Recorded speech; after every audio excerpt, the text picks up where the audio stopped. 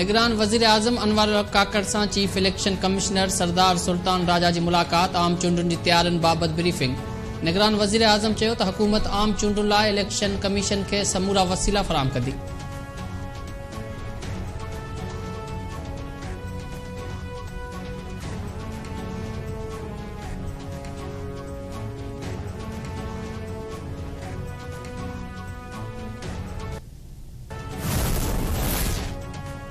मुखालफ़त में चूंड विढ़ंदड़ सभिनी खे भलीकार चऊं था। जमहूरियत में मुक़ाबलो थींदो आहे, पार्लियामेंट खे अख़्तियार ॾेई मार्शल लॉ जो रस्तो हमेशा लाइ बंदि करे छॾियो।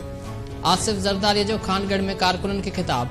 अॻूणे सदर आसिफ ज़रदारी चयो आहे त पीटीआई खे अख़्तियारनि लाइ इक़्तिदार मां न कढियो हो। हीअ 8 सालनि खां कुझु न करे रहिया आहिनि। अवाम ऐं मुल्क खे तरक़ीअ जी ज़रूरत आहे। पाकिस्तान 40 साल अफ़गानिस्तान जी जंग विढ़ण जा नतीजा भोगे रहियो आहे। चाहियूं था त अफ़गान ॿाहिरि वापसि वञनि, पर अफ़गानिस्तान में कुझु बि नाहे, काॾे वेंदा। सिंधी ॻाल्हाइण चाहियां थो, पर दोस्तनि ऐं दुश्मननि खे पैगाम ॾियण लाइ उर्दूअ में ॻाल्हाए रहियो आहियां।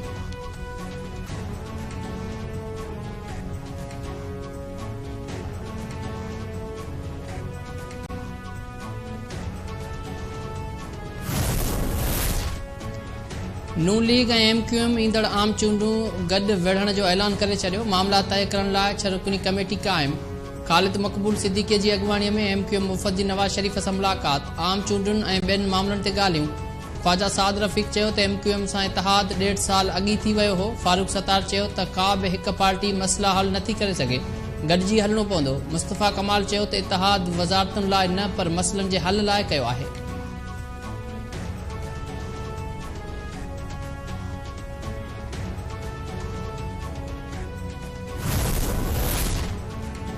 वादी तीरा में दहशतगर्दनि सां विढ़ंदे शहादत माणींदड़ 4 जवाननि जी जनाज़ नमाज़ अदा कई वई। ISPR मूजिब लेफ्टिनेंट कर्नल मोहम्मद हसन हैदर जी चकलाला ग्रेज़न रावलपिंडीअ में जनाज़ नमाज़ बाद संदसि मड़ फौजी एज़ाज़ सां इस्लामाबाद में मिटी माउ हवाले कयो वियो। जनाज़ नमाज़ में वज़ीर आज़म, दिफ़ा वारे वज़ीर ऐं आर्मी चीफ समेत आला सिविल ऐं फौजी ऑफिसर्स जी शिरकत।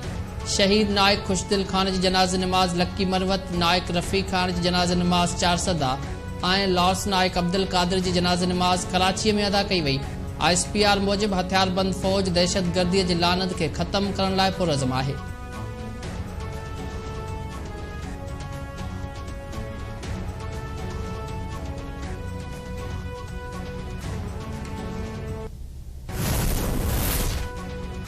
सिंध में रोज़मर्रा वारनि शयुनि जी सरकारी अघनि ते अमल कराइण में ज़िले इंतज़ामिया मुकमल तौर नाकाम। निगरान वॾे वज़ीर जस्टिस रिटायर्ड मक़बूल बाक़िर पारां कावड़ जो इज़हार। कराची, हैदराबाद, सखर, लाड़काणो ऐं शहीद बेनज़ीराबाद ऐं मीरपुर ख़ास जे कमिश्नर्स खे ख़त।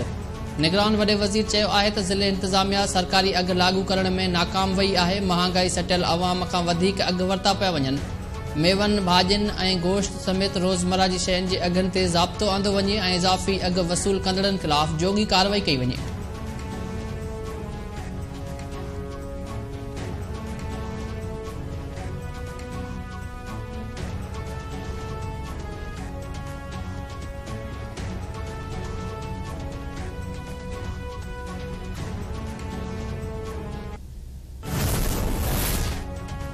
पंजाब में सिमोग जी सूरत हाल सबबि पंजाब हुकूमत पारां ईंदड़ जुमे ते आम मोकल जो ऐलान।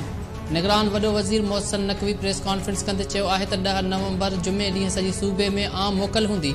सरकारी ऑफिसूं ऐं स्कूल बंदि रहंदा। 11 नवंबर छंछरु ॾिहाड़े पंजाब जा समूरा मार्केट्स बि बंदि रहंदा।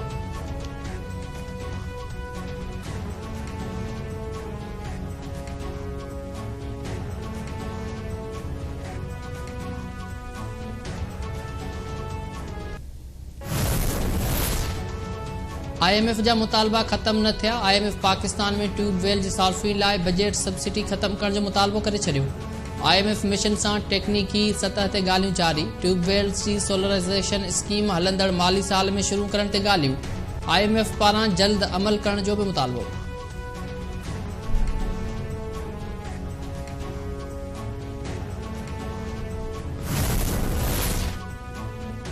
चेयरमैन सादिक संजरानी जी सदारत हेठि सेनेट इजलास। सेनेटर रज़ा रबानी निगरान हुकूमत पारां पार्लियामेंट में पास कयल कानून जो जाइज़ो वठण वारे अमल ते ख़दशनि जो इज़हार।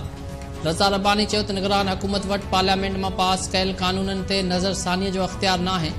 निगरान वफ़ाक़ी वज़ीर मुर्तज़ा सोलंकी चयो त ख़दशा बेबुनियाद आहिनि। आईन ऐं क़ानून निगरान हुकूमत खे ज़रूरत जे वक़्त इमरजेंसी जा हुकुम जारी करण जो अख़्तियार ॾिए थो।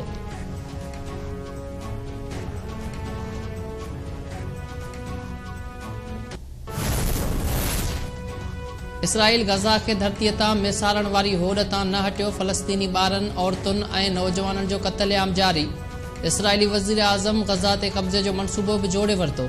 जंग बंदीअ वारो इम्कान रद्द करे छॾियो। आलमी बिरादरी फ़लस्तीनियुनि जे क़त्लेआम ते अखियूं बंदि करे छॾियूं। गज़ा में पाणी, पेट्रोल ऐं खाधे जी खोट वधी वई।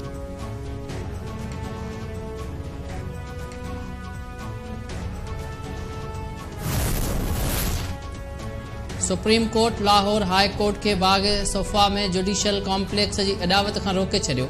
चीफ जस्टिस काज़ी फ़ाइज़ ईसा लाहौर जे क़दीमी पार्क बाग़ सफ़ा ते जुडिशल कॉम्प्लेक्स क़ाइमु करण वारे मामले जी जांच जो बि हुकुम ॾिनो। सुप्रीम कोर्ट जे रजिस्ट्रार कॉम्प्लेक्स जी तामीर ऐं मंज़ूरीअ जो रिकॉर्ड तलब करे वरितो।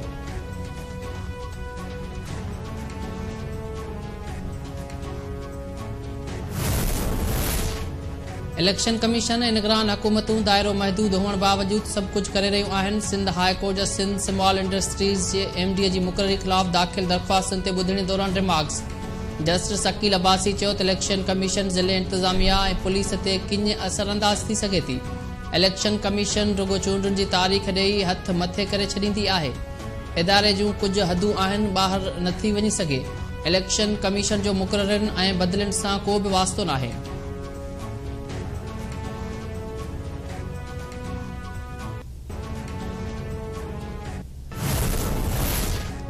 सिंध चीफ सेक्रेटरी जी सदारत हेठि एंटी करप्शन कमेटी 1 जो इजलास। मुख़्तलिफ़ खातनि जे कामरनि ख़िलाफ़ 4 केस दाख़िल करण जी मंज़ूरी। इजलास में मुख़्तलिफ़ कामरनि जे ख़िलाफ़ 17 ओपन इंक्वायरियुनि जी बि मंज़ूरी ॾिनी वई। मकानी इदारनि, cooperative universities and boards, works and service खाते जे कामरनि ख़िलाफ़ कार्रवाई जा केस पेश। तफ़सीली जाइज़ो वठण बाद केस दाख़िल करण जी मंज़ूरी ॾिनी वई।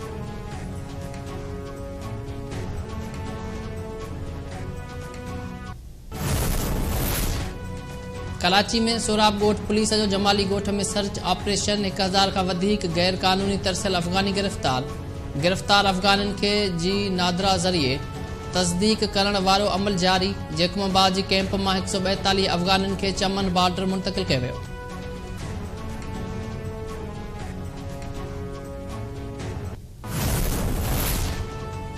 सकरन वेझो ॻोठमाड़ी जलबाणीअ में पुलिस हथां क़तल कयल 4 ॻोठाणनि जो चालीहो। क़तल थियल 4 ॻोठाणनि जे चालीहे जे मौक़े ते क़ुरान ख़्वानी बि कई वई। सैयद ज़ैन शाह चयो आहे त ॻोठमाड़ी जलबाणीअ में 4 ॻोठाणनि खे बेगुनाह क़तल कयो वियो। क़तल में मुलविस ज़िम्मेवारनि खे क़ानून जे कटहरे में आणे सज़ाऊं ॾिनियूं वञनि। सखर जी अदालत शहीद जान मोहम्मद महर क़तल केस में गिरफ़्तार 6 सहूलतकारनि जी रिमांड में 7 ॾींहनि जी वाध करे छॾी। पुलिस पारां गिरफ़्तार थियल 6 सहूलतकारनि खे दहशतगर्दी ट्रोड़ अदालत में पेश कयो वियो। पुलिस केस जो चालान जमा कराइण लाइ मोहलत घुरे वरिती। जवाबदार बख्शली ऐं बाबर महर पारां वकील मार्फत ज़मानत वारी दरख़्वास्त दाख़िल कराई वई। अदालत पारां मुख्य जवाबदारनि जी गिरफ़्तार न थियण ते पुलिस खां पुछाणो जल्द गिरफ़्तार करण जी हिदायत। सिंध में सियारे खां अॻु गैस जो बहिरान वधी वियो। रहवासी काठियूं ॿारण ते मजबूर। कराची, हैदराबाद, सखर, लाड़कानो, नौशर फिरोज़ ऐं ॿियनि शहरनि में गैस जो बहिरान बरक़रार। गैस बहिरान सबबि काठियूं बि महांगियूं थी वयूं। सिंध वासियुनि पारां फौरी तौर मसइलो हल करण जो मुतालबो।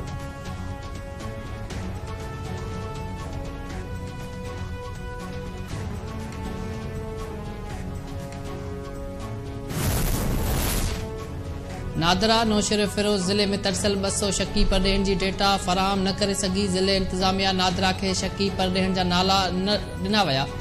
नादरा 1 महीनो गुज़रण बावजूद शकी माण्हुनि जी डेटा फराहम न करे सघी। डेटा फराहम न थियण सबबि गैर क़ानूनी परॾेहनि ख़िलाफ़ कार्रवाई बि न थी सघी।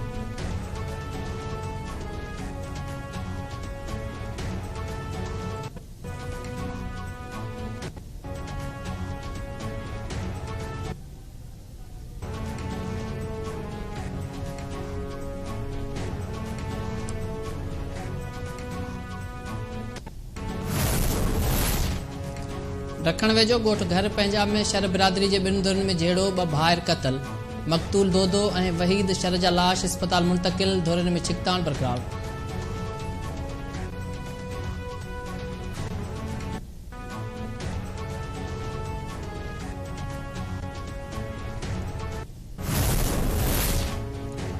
पनियाकिल में गोलियूं हणी क़तल कयल नौजवान जी सुञाणप मुज़फ़रगढ़ वासी मोहम्मद अली तौर थी वई। हथियारबंद गुज़िरियल रात दादलो थाणे जे हद में नौजवान खे क़तल करे लाश कार में उछलाए विया हुआ।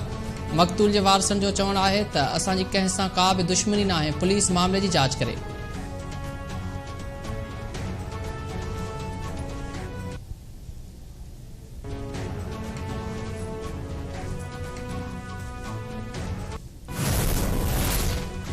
गंबड़ जी अदालत मुड़स खे बेरोज़गार ॼाणाए बेनज़ीर इनकम सपोर्ट प्रोग्राम पैसा खणंदड़ औरत जी ज़मानत रद्द करे छॾी।